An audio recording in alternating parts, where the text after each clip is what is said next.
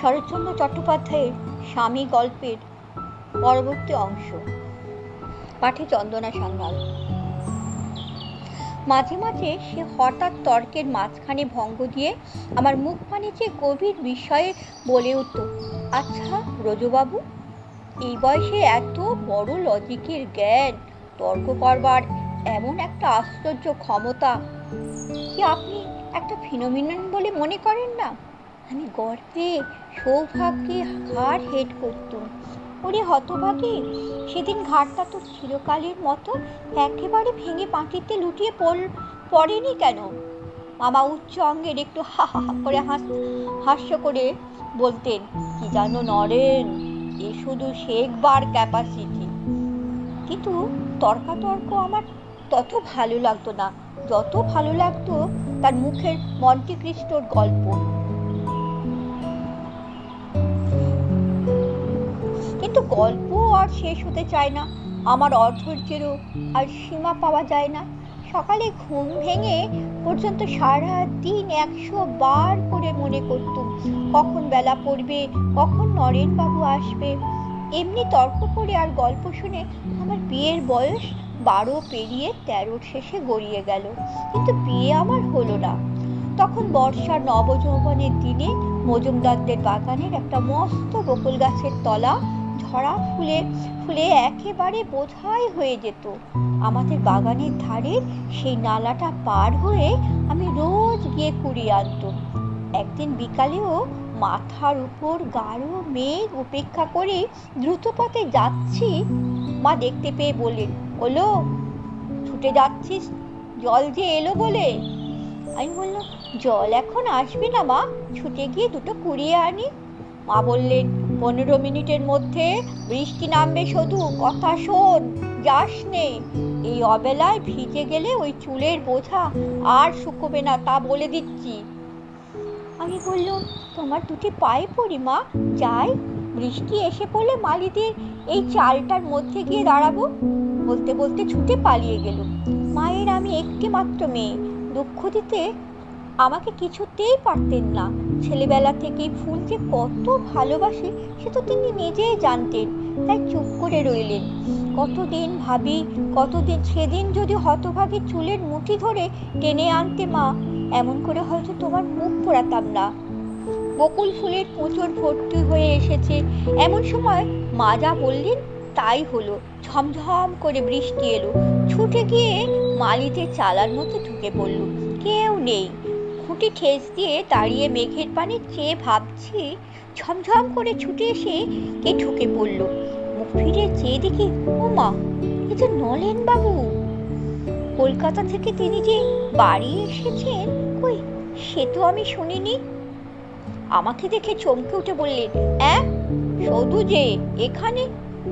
অনেকদিন তাকে দেখিনি, অনেকদিন তার গলা শুনিনি। আমার বুকের মধ্যে যেন আনন্দের ঢেউ বয়ে গেল। কান পর্যন্ত লজ্জায় রাঙা হয়ে উঠল। মুখের পানে চেয়ে তো জবাব দিতে পারলুম না। মাটির দিকে চেয়ে বললুম, আমি তো রোজই ফুল কুড়োতে আসি। কবে এলেন? নরেন মারুতিদের একটা ভাঙা খাটিয়া টেনে নিয়ে বসে বললে, আচ্ছা সকাল, আজ সকালে। কিন্তু তুমি কার হুকুমে চুরি করো শুনি? গম্ভীর গলায় আশ্চর্য হয়ে হঠাৎ মুখ তুলে দেখি চোখ দুটো তার চাপা হাসিতে নাচছে। লজ্জা লজ্জা, এ পোড়ার বুকেও কোথা থেকে হাসি এসে পড়ল। বললুম, তাই বই কি, কষ্ট করে কুড়িয়ে নিলে বুঝি চুরি করা হয়? নরেন ফস করে দাঁড়িয়ে উঠে বলল, আর আমি যদি ওই কুড়োনো ফুলগুলো তোমার কোচরের ভেতর থেকে আর একবার কুড়িয়ে নিই, তাতে কি বলে? জানি নে কেন আমার ভয় হলো। সত্যি যেন এইবার সে এসে আমার আঁচল চেপে ধরবে। হাতের মুঠা আমার আলগা হয়ে গেল। গিয়ে চোখের পলকে সমস্ত ফুল ছপ করে মাটিতে পড়ে গেল। ও কি করলে? আমি কোনো মতে আপনাকে সামলে নিয়ে বললুম, আপনাদেরই তো ফুল, বেশ তো, নিন না কুড়িয়ে। এত অভিমান! বলে সে উঠে এসে আমার আঁচলটা টেনে নিয়ে ফুল কুড়িয়ে কুড়িয়ে রাখতে লাগলো। কেন জানি নে হঠাৎ আমার দু চোখ জলে ভরে গেল। আমি জোর করে মুখ ফিরিয়ে আর একদিকে চেয়ে রইলুম। সমস্ত ফুলগুলি কুড়িয়ে আমার আঁচলে একটা গেরো দিয়ে নরেন তার জায়গায় ফিরে গেল। খানিকক্ষণ আমার পানে চুপ করে চেয়ে থেকে বললে, যে ঠাট্টা বুঝতে পারে না, এত অল্পে রাগ করে, তার ফিলোসফি পড়া কেন? আমি কালই ব্রজবাবুকে বলে দেব, তিনি আর যেন পণ্ডশ্রম না করেন। আমি আগেই চোখ বুজে ফেলেছিলাম। বলল, কে রাগ করেছে? যে ফুল ফেলে দিলে? ফুল তো আপনি পড়ে গেল, মুখখানাও বুঝি আপনি ফিরে আছো। আমি তো মেঘ দেখছি। মেঘ বুঝি এদিক দিয়ে দেখা যায় না? কই যায়? বলে আমি ফুলে হঠাৎ মুখ ফেরাতে দুজনা চোখাচোখি হয়ে গেল। নরেন ফিক করে হেসে বললে, একখানা আরশি থাকলে চাই কি না দেখিয়ে দিতুম, নিজের মুখে চোখেই একসঙ্গে বিদ্যুৎ মেঘ দেখতে পেতে, কষ্ট করে আকাশে খুঁজতে হতো না। আমি তখন চোখ ফিরিয়ে নিলুম। রূপের প্রশংসা আমি ঢের শুনেছি, কিন্তু নরেনের চাপা হাসি, চাপা ইঙ্গিত সেদিন আমার বুকের মধ্যে ঢুকে আমার হৃৎপিণ্ডটাকে যেন সদরে তুলিয়ে দিলে। এই তো সেই 5 বছর আগের কথা, কিন্তু আজ মনে হয় সে সৌদামিনী বুঝি আর কেউ বা ছিল। নরেন বললে, মেঘ না কাটলে ব্রজবাবুকে বলে দেব, লেখাপড়া শেখানো মিছে, তিনি আর যেন কষ্ট না করেন। আমি বললাম, বেশ তো, ভালোই তো, আমি ওসব পড়তেও চাইনি, কারণ গল্পের বই পড়তে আমার ঢের ভালো লাগে। নরেন হাততালি দিয়ে বলে উঠল, দাঁড়াও, বলে দিচ্ছি, আজকাল নভেল পড়া হচ্ছে বুঝি? আমি বললাম, গল্পের বই তবে আপনি নিজে পড়েন কেন? নরেন বললে, সে শুধু তোমাকে গল্প বলবার জন্য, নইলে পড়তুম না। বৃষ্টির দিকে চেয়ে বললে, আচ্ছা, এ জল যদি আজ না থামে কি করবে? বলল, ভিজে ভিজে চলে যাব। আচ্ছা, এ যদি আমাদের পাহাড়ি বৃষ্টি হতো তাহলে? গল্প জিনিসটা চিরদিন কি ভালোই বাসি। একটুখানি গন্ধ পাওয়া মাত্র আমার চোখের দৃষ্টি এক মুহূর্তে আকাশ থেকে নরেনের উপর নেমে এলো। জিজ্ঞেস করে ফেললুম, সে দেশে বৃষ্টির মধ্যে বুঝি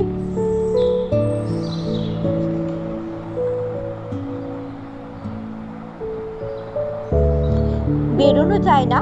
নরেন বললে, একেবারে না, গায়ে তীরের মতো বেঁধে। আচ্ছা, তুমি সে বৃষ্টি দেখেছো? পোড়া মুখ দিয়ে তুমি বার হয়ে গেল। ভাবি, জিভটা সঙ্গে সঙ্গে যদি মুখ থেকে খসে পড়তো। সে বললে, এরপর যদি একজন আপনি বলে ডাকে, সে আর একজনের মরা মুখ দেখবে। কেন দিব্যি দিলেন? আমি তো কিছুতেই তুমি বলবো না। বেশ, তাহলে মরা মুখ দেখো। দিব্য কিছুই না, আমি মানি নে। কেন, কেমন মানো না? একবার আপনি বলে প্রমাণ করে দাও। মনে মনে রাগ করে বললুম, পোড়া মুখে মিছে তেজ তো রইল কোথায়? মুখ দিয়ে তো কিছুতেই বার করতে পারলি নে। কিন্তু দুর্গতির যদি ওইখানেই সেদিন শেষ হয়ে যেত। ক্রমে আকাশে জল থামলো, কিন্তু পৃথিবীর সমস্ত জলে সমস্ত দুনিয়াটা যেন ঘুলিয়ে একাকার হয়ে করে দিলে। সন্ধ্যা হয় হয়, ফুলকাটি আঁচলে বাঁধা, কাদা ভরা বাগানের পথে বেরিয়ে পড়লুম। নরেন বললে, চলো তোমাকে পৌঁছে দিই। আমি বললুম, না। মন যেন বলে দিলে সেটা ভালো না, কিন্তু অদৃষ্টকে ডিঙিয়ে যাব কি করে?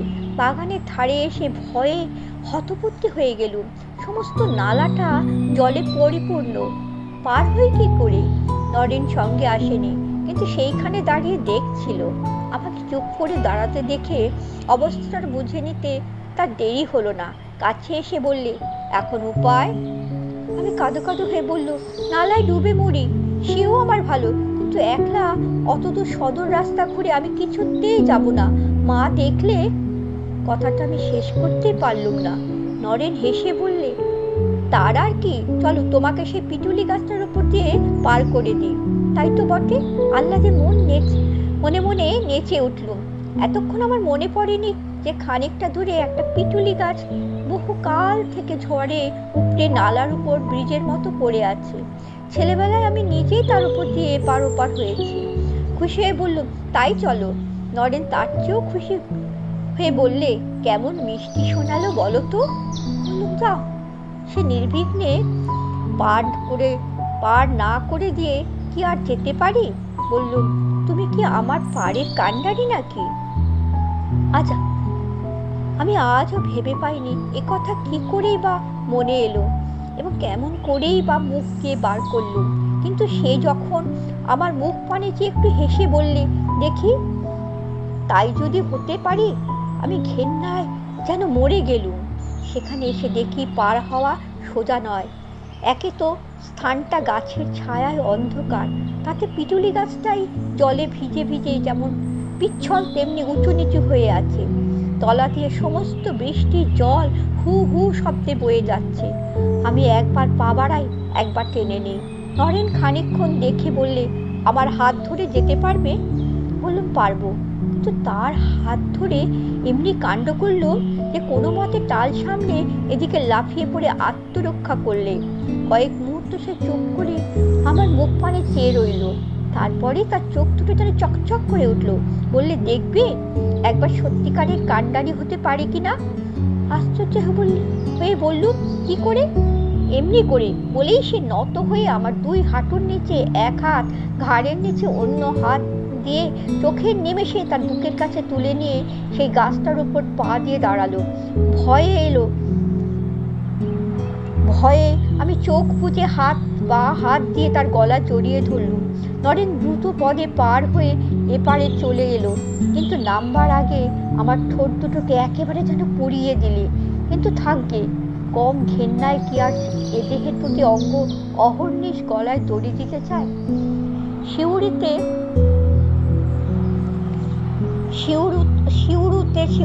বাড়ি চলে এলুম। ঠোঁট দুটো তেমনি জ্বলতেই লাগলো বটে, কিন্তু সে জ্বালা লঙ্কা মরিচ খোরের জ্বলুনির মতো যতই জ্বলতে লাগলো, জ্বালার তৃষ্ণা তত বেড়ে যেতেই লাগলো। মা বললেন, ভালো মেয়ে তুই, শুধু এলি কি করে? নালাটা তো জলে জলমগ্ন হয়েছে, দেখে এলুম। সেই গাছটার উপর দিয়ে বুঝি হেঁটে এলি, পড়ে মরতে পারলি নে? না মা, সে পুণ্য থাকলে আর এই গল্প লেখবার দরকার হবে কেন? তারপর দিন নরেন মামার সঙ্গে দেখা করতে এলো। আমি সেইখানেই বসেছিলুম, তার পানে চাইতে পারলুম না। তো আমার সর্বাঙ্গে কাঁটা দিয়ে উঠল। ইচ্ছে হলো ছুটতে পালাই, কিন্তু ঘরের পাকা মেঝেতে চোরাবালির মতো আমার পা দুটোকে একটু একটু করে গিলতে লাগলো। আমি নড়তেও পারলুম না, মুখ তুলে দেখতেও পারলুম না। নরেনের সে যে কি অসুখ হলো তা শয়তানি জানে। অনেকদিন পর্যন্ত আর সে কলকাতায় গেল না। রোজই দেখা হতে লাগলো। মা মাঝে মাঝে বিরক্ত হয়ে আমাকে আড়ালে ডেকে পাঠিয়ে বলতে লাগলেন, ওদের পুরুষ মানুষদের লেখাপড়ার কথাবার্তা হয়, তুই তার মধ্যে হাঁ করে বসে কি শুনিস বলতো? যা, বাড়ির ভেতরে যা। এত বড় মেয়ের যদি লজ্জা শরম একটুকু আছে। এক পা করে আমার ঘরে চলে যেত, কিন্তু কোনো কাজে মন দিতে পারতাম না যতক্ষণ সে থাকতো। তার অস্পষ্ট কণ্ঠস্বর অবিশ্রাম বাইরের পানে আমাকে টানতে থাকতো। আমার মামা আর যাই হন, তার মনটা প্যাঁচালো ছিল না। তার লিখারা লিখে পড়ে তর্ক করে ভগবানকে উড়িয়ে দেবার ফন্দিতেই সমস্ত অন্তঃকরণটা তার এমনি অনুক্ষণ ব্যস্ত হয়ে থাকতো যে তার নাকের ডগায় কি যে ঘটছে তা দেখতে পেতেম না। আমি এই বড় একটা মজা দেখেছি, জগতের সবচেয়ে নামজাদা নাস্তিকগুলোই হচ্ছে সবচেয়ে নিরেট বোকা। ভগবানের যে লীলার অন্ত নেই, তিনি যে এই না রূপেই তাদের 15 আনা মন ভরে থাকেন, এ তারা টেরই পায় না। সপ্রমাণ হোক অপ্রমাণ হোক, তার ভাবনাতে সারাদিন কাটিয়ে দিয়ে বলে, সংসারের মানুষগুলো কি বোকা, তারা সকাল সন্ধ্যায় মাঝে মাঝে ভগবানের চিন্তা করে। আমার মামারও ছিল সেই দশা। তিনি কিছুই দেখতে পেতেন না, কিন্তু মা তো তা নয়। তিনি যে আমারই মতো মেয়ে মানুষ, তার দৃষ্টিকে ফাঁকি দেওয়া তো সহজ ছিল না। আমি নিশ্চয়ই জানি মা আমাকে সন্দেহ করেছিলেন। আর সামাজিক বাধা আমাদের দুজনের মধ্যে যে কত বড় ছিল, এ শুধু যে তিনিই জানতেন, আমি জানতাম না তা নয়। ভাবলে আমার বুকের সমস্ত রস শুকিয়ে কাঠ হয়ে উঠত। তাই ভাবনার এই বৃষ্টি দিকটাকে আমি দু হাতে ঠেলে রাখতুম, কিন্তু শত্রুর বদলে যে বন্ধুকে ঠেলে ফেলেছি তাও টের পেতুম। কিন্তু হলে কি হয়, যে মাতাল একবার কার কড়া মদ খেতে শিখেছে, জল দেওয়া মদে আর তার মন ওঠে না। নির্জলা বিষের আগুনে কলজে পুড়িয়ে তোলাতেই যে সে তখন তার মস্ত সুখ। আর একটা জিনিস আমি কিছুতেই ভুলতে পারলাম না, সেটা মজুমদারদের ঐশ্বর্যের চেহারা। ছেলেবেলা মায়ের সঙ্গে কতদিনই তো তাদের বাড়িতে বেড়াতে গেছি।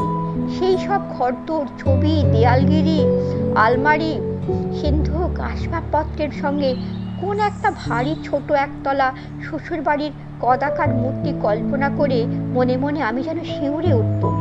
মাসখানেক পরে একদিন সকালবেলা নদী থেকে স্নান করে বাড়িতে পা দিয়েই দেখি বারান্দার উপর একজন প্রৌঢ় গোছের বিধবা স্ত্রীলোক মায়ের কাছে বসে গল্প করছে। আমাকে দেখে মাকে জিজ্ঞেস করলে, এইটি বুঝি মেয়ে? মা ঘাড় নেড়ে বললে, হ্যাঁ মা, এই আমার মেয়ে। বারন্ত গরণ, নইলে। স্ত্রীলোকটি হেসে বললে, তা হোক। ছেলেটির বয়সও প্রায় 30, দুজনের মানাবে ভালো। আর ওই শুনতেই দোজ পড়ে, নইলে যেন কার্তিক। আমি দ্রুত পদে ঘরে চলে গেলুম। বুঝলুম ইনি ঘটকি ঠাকুর আমার সম্বন্ধ এনেছেন। মা চেঁচিয়ে বললেন, কাপড় ছেড়ে একবার এসে বসো মা। কাপড় ছাড়া চুলোই গেল। ভিজে কাপড়ই দড়ির আড়ালে দাঁড়িয়ে কান পেতে শুনতে লাগলো। বুকের কাঁপুনি যেন আর থামতেই চায় না। শুনতে পেলুম চিতরগ্রামের কে একজন রাধা বিনোদ মুখুজ্জের ছেলে ঘনশ্যাম। পোড়া কপালে নাকি অনেক দুঃখ ছিল, তাই আজ যে নাম জপের মন্ত্র, সে নাম শুনে সেদিন গা জ্বলে যাবে কেন? শুনলাম বাপ নেই, কিন্তু মা আছেন। ছোট দুটি ভাই, এক ভাইয়ের বিয়ে হয়েছে, একটি এখনো পড়ে।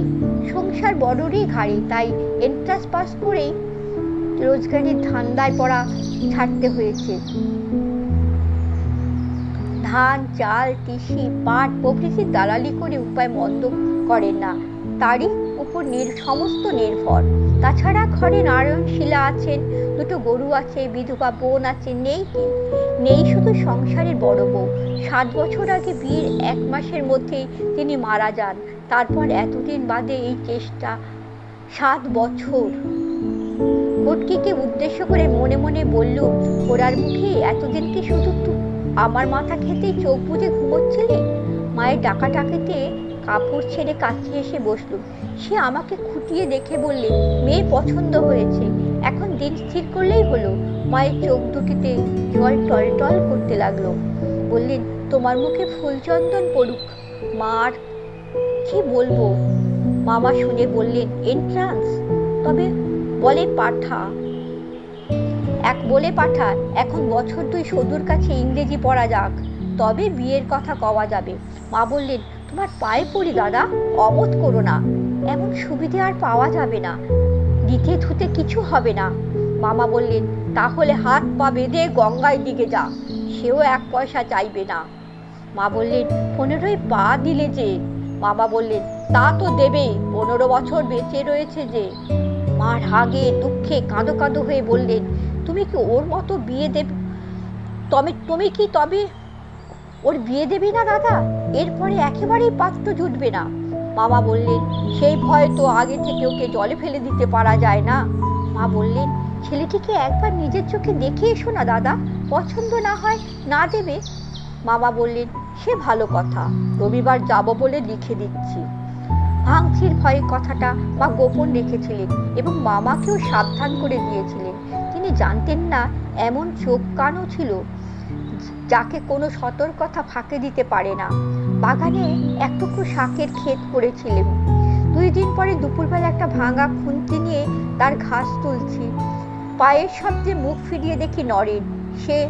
তার সেরকম মুখের চেহারা অনেকদিন পরে আর একবার দেখেছিলাম, সত্যি, কিন্তু আগে কখনো দেখিনি। মুখে এমন একটা ব্যথা বাজলো যা কখনো কোনো দিন পাইনি।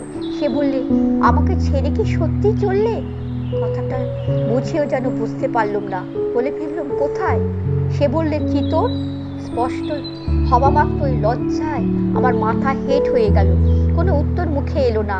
তার আগে দুটো কথা বলতে চাই, শুনবে? বলতে বলতেই তার গলাটা যেন ধরে গেল। তবুও আমার মুখে কথা জোগলো না, কিন্তু মুখ তুলে চাইল। দেখি দেখি তার দু চোখ হয়ে ঝরঝর করে জল পড়ছে। ওরে দুর্বল নারী, মানুষের চোখে জল সহ্য করার ক্ষমতা ভগবান তোকে যখন একেবারে দেননি, তখন তোর আর সাধ্য কি ছিল কি? দেখতে দেখতে আমারও চোখের জলে মুখ ভেসে গেছে। নরেন কাছে এসে কোচার খুঁট দিয়ে আমার চোখ মুছিয়ে দিয়ে হাত ধরে বললে, চলো ওই গাছটার তলায় গিয়ে বসি গে, এখানে কেউ দেখতে পাবে। মনে বুঝলুম এ অন্যায়, একান্ত অন্যায়। কিন্তু তখনও যে তার চোখের পাতা ভিজে, তখনই যে তার কণ্ঠস্বর কান্নায় ভরা।